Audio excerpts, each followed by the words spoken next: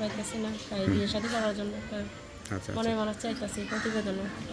আচ্ছা, বিয়ে শাদী করবেন মূলত সে আশা নিয়ে আসছে। হ্যাঁ, যেন তো বাবা বিয়ে করে চলে গেছে, এখন দেখার মতো কেউ নাই।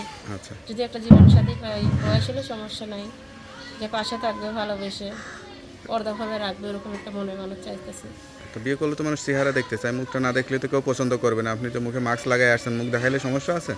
নামুক, আমি একজনকে দেখাবো যে ভালোবেসে পাশে থাকবে, বিয়ে করবে, তাকে আমি মুখটা দেখাবো।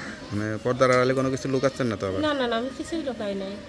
সুপ্রিয় দর্শক, আসসালামু আলাইকুম। দেশ ও প্রবাসে যে যেখানেই আছেন, আপনাদের প্রত্যেককেই শুভেচ্ছা জানাচ্ছে। আজকে নতুন একটি প্রতিবেদন দেখতেই পারছেন, আমার সামনে একটি আপু আসছে, মুখে মাস্ক লাগিয়ে আসছে। আসলে কেন আসছে বা কী বলতে চাই, চলুন কথা বলেই জানার চেষ্টা করি।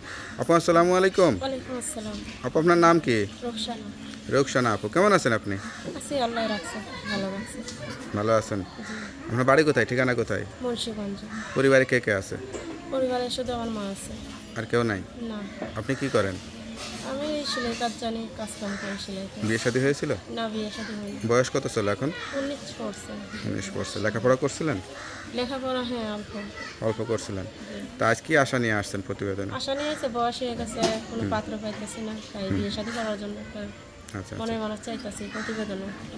আচ্ছা, বিয়ে শাদী করবেন মূলত সে আশা নিয়ে আসছেন। হ্যাঁ, যেন তো বাবা বিয়ে করে চলে গেছে, এখন দেখার মতো কেউ নাই। আচ্ছা, যদি একটা জীবন সাথী পাই, বয়স হলে সমস্যা নাই, যে পাশে থাকবে, ভালোবেসে পর্দাভাবে রাখবে, এরকম একটা মনে মনে চাইতেছি। তো বিয়ে করলে তো মানুষ চেহারা দেখতে চায়, মুখটা না দেখলে তো কেউ পছন্দ করবে না। আপনি তো মুখে মাস্ক লাগাই আসছেন, মুখ দেখাইলে সমস্যা আছে?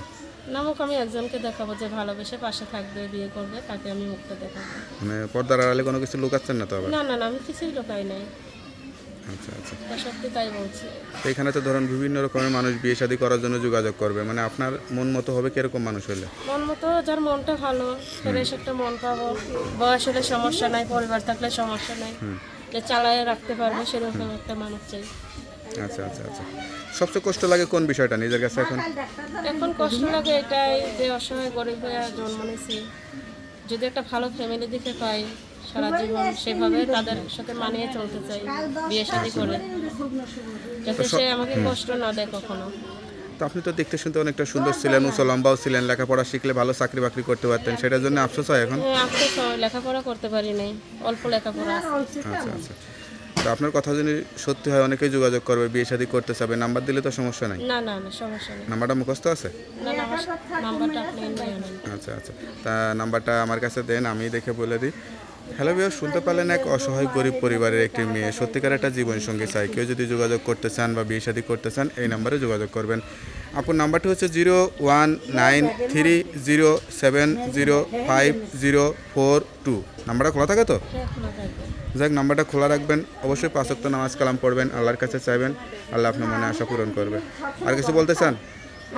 যে ভালো মন নিয়ে ফোন দেবে, সেরকম একটা ভালো মানুষ যেন ফোন দেয়, পাশে থাকার জন্য। কষ্টভাবে করে প্রতিবেদনে আসছি একটা মনের মানুষের জন্য, যদি পাই তো তাকে নিয়ে সারা জীবন থাকবো, যাতে আর কখনো প্রতিবেদন না আসা লাগে। জীবনের প্রথমেই প্রতিবেদনে আসলাম। ওকে আপু, ভালো থাকেন, দোয়া করি। আসসালামু আলাইকুম। ওয়ালাইকুম আসসালাম।